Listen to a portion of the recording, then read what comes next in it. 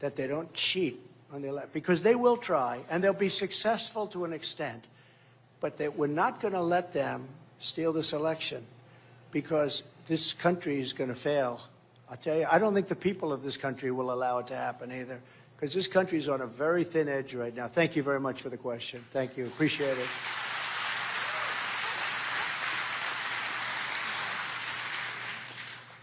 I want to thank you, President, for all that you've done. And a question I want to ask you is, I'm telling you, no man can endure what you have endured. Do you realize that God is behind you and strengthening you? Do you realize that? Well, I appreciate what you're saying. I understand what you're saying, too. It's been a terrible thing in so many ways. The only thing, the great gratitude I get, I'm looking at polls now where we're 50 points, 60 points up, you know, among all these people. And we're beating Biden in all these polls, and we're beating everybody. And we have had to endure. We endured a fake Russia thing for years. We endured all of this stuff, all fake. And think of how bad these people were. A guy like Adam Shifty Shifter, he's a real bad guy. I call him pencil neck. He's got the smallest neck I've ever seen. He's not going to be playing for your local teams, Iowa State. They're not going to be recruiting him to play football.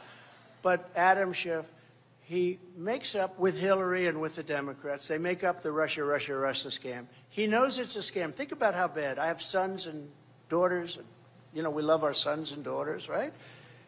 And I watch him on television one day. So he knows it's a hoax. Russia. It turned out to be a total hoax. No collusion. There was no anything. So he knows it's a hoax right in the middle.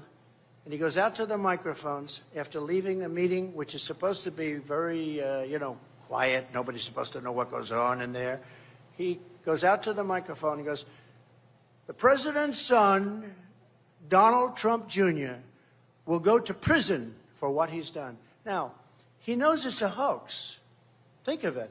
It's not like I'm reading and seeing, and I watch this guy telling me, I'm watching him saying that my son is going to prison.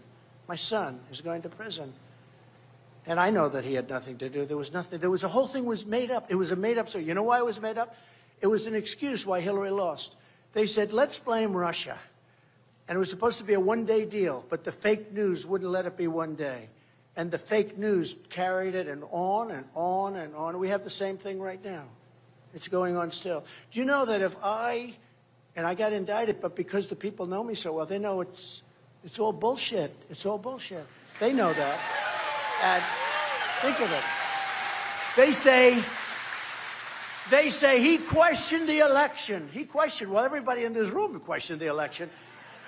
The Democrats questioned 2016. They were all standing up. They were forming cards. They were forming all sorts of things. And those are the same guys that say it's so corrupt. Washington's a corrupt place. But think of it. You're watching some guy on television, a high-ranking congressman, say that your son is going to prison, and he knows that it was a hoax.